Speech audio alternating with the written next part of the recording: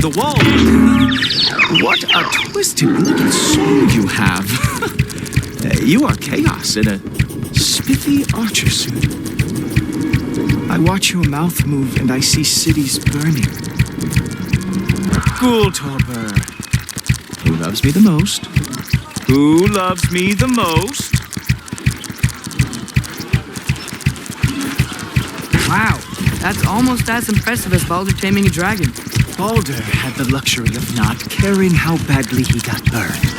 I outthink them. Dominate them fair and square. What is Heimdall's job? He is the guardian and protector of Asgard. What is Atreus? Well, among many other things, I don't think anyone can deny that Atreus is definitely a threat to Asgard. This game does end with the destruction of Asgard, and Atreus plays a huge part in its destruction. With that in mind, remembering how all this ends, shouldn't Heimdall have done everything he could to keep Atreus out? Shouldn't Heimdall have killed Atreus right then and there? The answer to that question is probably no, but I'll get back to that in a second. This is what I think is potentially Heimdall's redeeming quality, and also what ironically leads to both his and Asgard's destruction. I believe Heimdall takes his role as guardian of Asgard seriously, and I think he really does care about Asgard. There's this moment where he's like, Asgard is the cornerstone of civilization, and you can hear some pride in his voice. You never hear Odin talk about Asgard in that tone. Heimdall seems to actually really like the place and want to defend it. If you view all of his actions through that lens, that everything he's doing is in service of defending Asgard, then perhaps his actions are justifiable. Heimdall can read minds, so he knows that Atreus is here to trick Odin, that Atreus wants to bring about Ragnarok, perhaps even lead Ragnarok,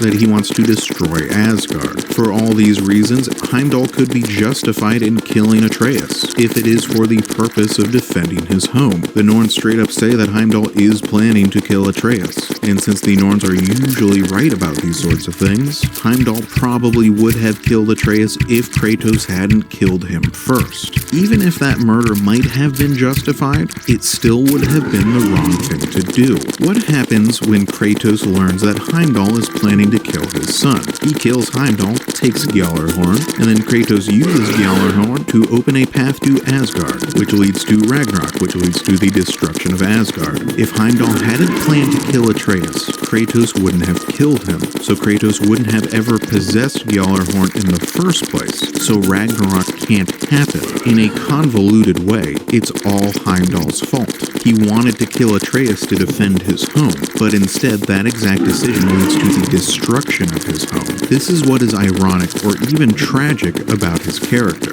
It's also one of Heimdall's greatest flaws, because while he is very perceptive, he isn't capable of thinking through the big picture. Let's hear Odin say it himself.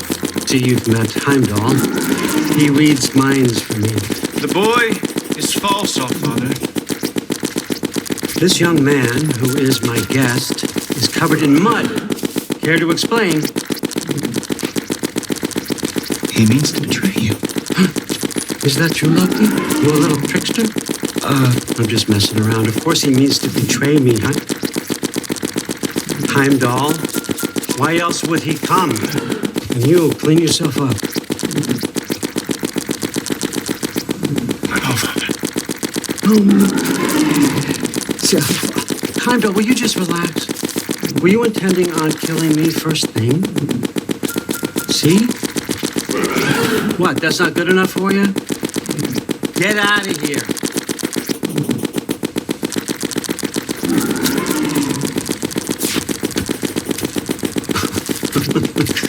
He's a lot, I know.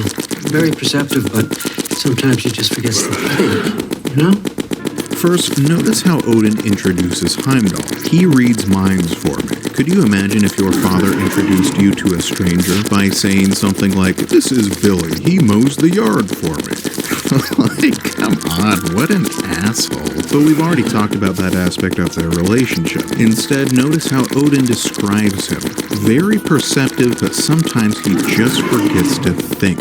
That's exactly what leads to Asgard's destruction. Heimdall can perceive that Atreus is a threat to his home, but he doesn't think past the immediate impulse of, oh, Atreus is a threat, therefore I should destroy him. Heimdall's powers of perception have ironically made him kind of stupid and lacking in curiosity. Because he's so perceptive, because he can see so much at a single glance, Heimdall never looks further than that single glance, because he's arrogant and doesn't believe he needs to. If he would, as Odin says, just think it through, he would have to think, well, what are the consequences if I do kill Atreus? What would happen next? Any fan of the God of War series knows the answer to that question.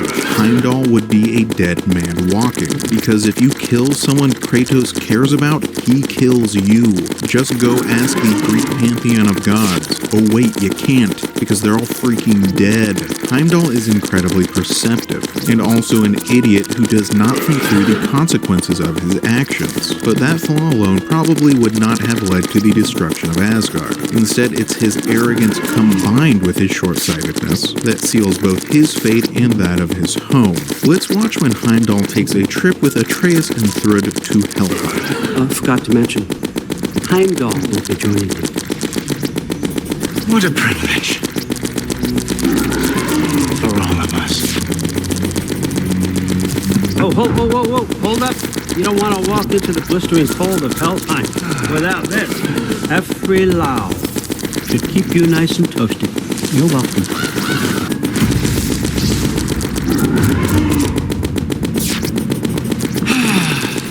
Now, as much as I would love to babysit, I have something else to do for the Allfather. If you run into any trouble, just scream so I know where to find your bodies.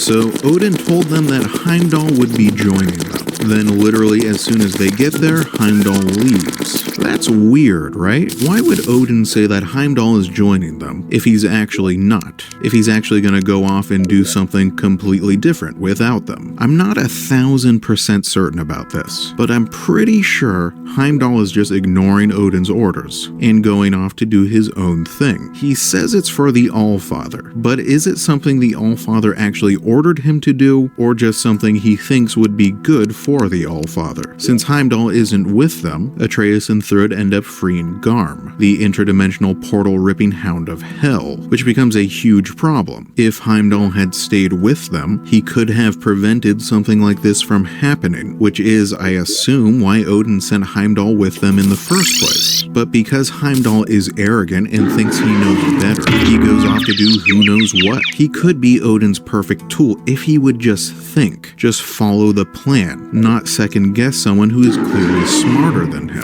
someone who can see the big picture which